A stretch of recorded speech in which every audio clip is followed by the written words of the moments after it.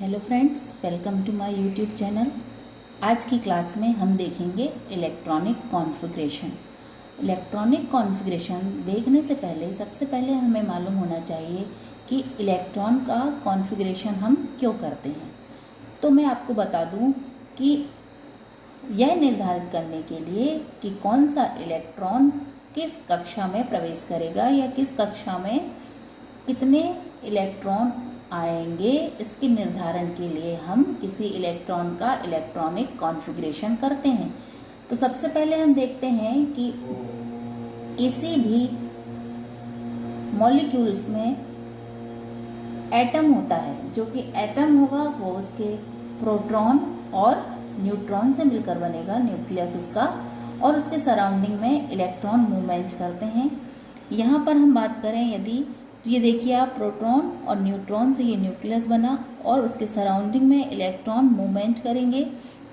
अब ये जो इलेक्ट्रॉन हैं, कहीं पर आप देखते हैं 2 इलेक्ट्रॉन होते हैं, कहीं पर 8 इलेक्ट्रॉन होते हैं, कहीं पर इलेक्ट्रॉनों की संख्या बढ़ती जाती है।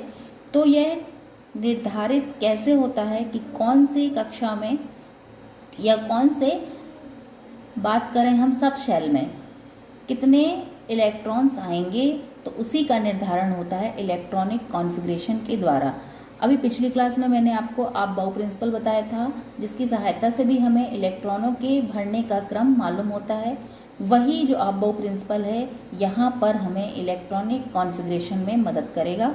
तो हम देखें कि जो ये फर्स्ट है, किसी न्यूक्लियस का जो फर्स्ट शेल होता है वो होता है के, जो कि आगे चलकर डिवाइड किया गया है उसी सेल को सब सेल में, जो हो जाएगा उसका एस सब सेल हो जाएगा।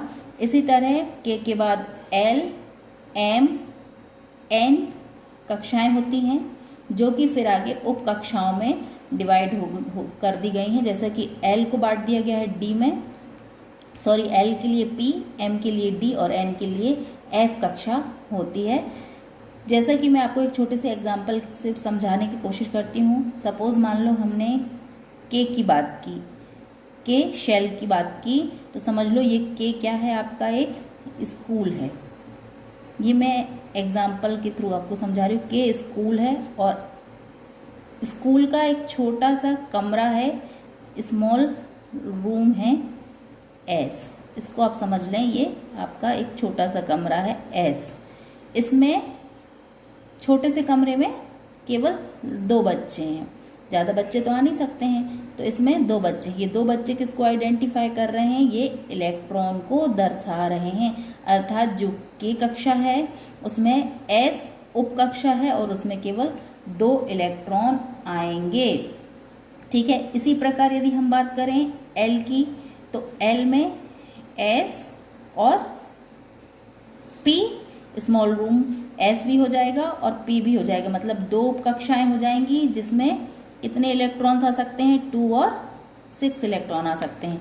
इसी प्रकार यदि हम बात करें एम शेल की, तो एम सेल में एस, पी, डी सब सेल हो जाएंगे, जिसमें 2, 6 और 10 इलेक्ट्रॉन्स आ सकते हैं। इसी प्रकार एन शेल की बात करें तो इसमें एस, पी, डी, एफ सब सेल हो जाएंगे, जिसमें इलेक्ट्रॉन 2, 6, 10, 14 इलेक्ट्रॉन्स भरे जा सकते हैं।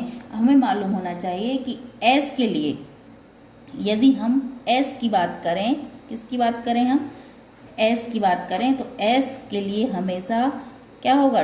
2 इलेक्ट्रॉन्स आते हैं एस में, जबकि पी में कितने इलेक्ट्रॉन आते हैं? 6 इलेक्ट्रॉन आते हैं।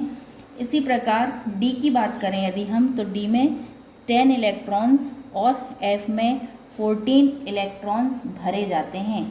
जैसा कि देखें हम एस में 2 इलेक्ट्रॉन्स, इलेक्ट्रॉन्स का भी क्या होगा? इलेक्ट्रॉन्स का एक क्या होगा?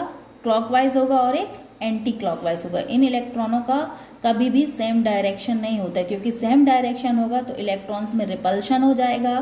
क्या होगा? रिपल्सन हो जाएगा, जिससे इलेक्ट्रॉन वहाँ पर स्थायित्व तो नहीं बना सकेंगे। इसलिए हमेशा इनका जो डायरेक्शन होता है वो अपोजिट होता है। इसी प्रकार पी में कितने इलेक्ट्रॉन भरे जा सकते हैं? 6 इलेक्ट्रॉन। कितने भरे जाएंगे? 6 इलेक्ट्रॉन आएंगे। इसी प्रकार डी के लिए 10 इलेक्ट्रॉन आएंगे। ठीक है।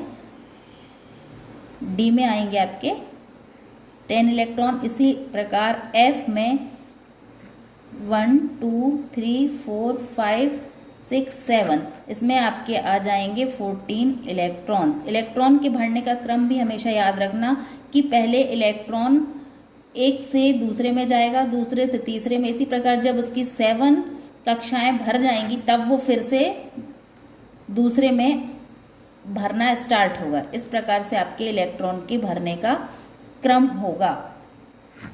तो ये रही हमारे SPDF का कि किसमें कितने इलेक्ट्रॉन भरे जाएंगे।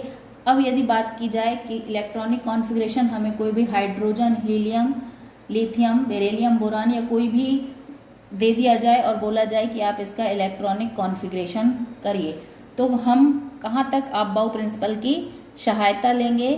तो मैं आपको एक छोटी सी ट्रिक बता रही हूँ कि आप बिना आपबाउ प्रिंसिपल की सहायता से, इस ट्रिक की हेल्प से आसानी से इलेक्ट्रॉनिक कॉन्फ़िगरेशन कर सकते हैं। वो ट्रिक है आपकी, आप सबसे पहले लिख लीजिए SPDF। ये 4 सब सेल होते हैं, इसको नंबरिंग दे दीजिए। S को दे दीजिए 1, P को 2, D को 3 और F को 4 नंबर। अब इस ट्रिक में आपको क्या याद रखना है कि हमको पीछे से लिखना स्टार्ट करना है। कैसे कि जैसे ये S है, S नंबर है, तो हम इसको S को 2 बार लिखेंगे, S S। P है तो आप इस तरह से स्टार्ट करिए, P S P S, मतलब 2 बार लिखना, P S P S। अब D को लिखेंगे तो D क्या हो जाएगा हमारा, D P S, फिर आ जाएगा एक बार D P S। आपको हर नंबर को 2 बार लिखना है। F है तो F को हो जाएगा आपका F D P S F D P S। इस तरह से आपको लिखना है।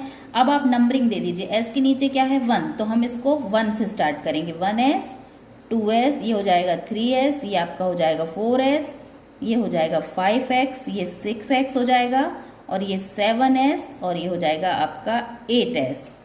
ठीक है। इसी प्रकार से P की बात करें तो P को आप 2 है तो P की 2 से नंबरिंग स्टार्ट करेंगे। 2P 3P 4P, यहाँ पर 5P 6P, आपका हो जाएगा 7P।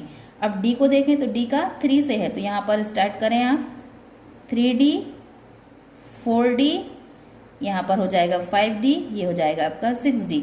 अब F को 4 से, तो F कहाँ है, F है ये, तो आपका हो जाएगा ये 4F 5F। इस तरह से आप नंबरिंग कर लेंगे। अब आपको मान लो सपोज दे दिया नियॉन का, तो सबसे पहले आपको एटॉमिक नंबर याद होने चाहिए। नियॉन का क्या होता है, एटॉमिक नंबर होता है 10। अब आपको बोला कि इसका हमको क्या निकालना है, इलेक्ट्रॉनिक कॉन्फ़िगरेशन याद करना है। तो अब हमें आपबाउ प्रिंसिपल यदि नहीं आता तो उस केस में आप इस ट्रिक की सहायता से आसानी से इलेक्ट्रॉनिक कॉन्फ़िगरेशन निकाल सकते हैं। अब देखिए नियॉन में 10 हमको मालूम होना चाहिए। कैसा भरेंगे इसका, 1s2 2s2 2p 6। यहाँ देखो आप 1s 2s 2p6 क्या हो जाएगा, 1s2 2s2 2p6, 2 4 6 4 10, ये हो गया आपका नियॉन का।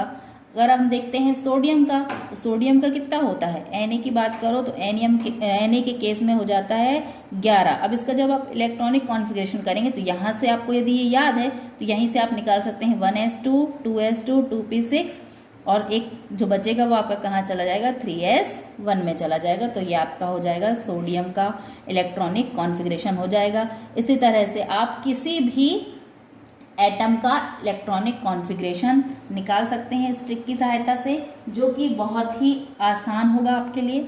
अगर हम किसी भी बड़े मॉलिक्यूल की, किसी भी बड़े एटम की बात करें, जैसे कि जिंक हो, तो उसका भी आप इस ट्रिक की सहायता से आसानी से इलेक्ट्रॉनिक कॉन्फ़िगरेशन निकाल सकते हैं। जैसे हम बात करते हैं, अब ले लेते हैं जैसे हमने लिया नाइट्रोजन, तो नाइट्रोजन का एटॉमिक नंबर होता है 7, है ना। तो 7 के लिए क्या हो जाएगा आपका 1s2 2s2। अब जो 4 हो गए, 7 है तो 3 और बचे, तो वो कहाँ चले जाएंगे, 2p3 में चले जाएंगे। इसी तरह से आप इस ट्रिक की सहायता से बड़े एटम का भी इलेक्ट्रॉनिक कॉन्फ़िगरेशन कर सकते हैं। तो ये रहा मेरा इलेक्ट्रॉनिक कॉन्फ़िगरेशन का वीडियो। आपको कैसा लगा प्लीज़ मुझे बताएं। थैंक्स।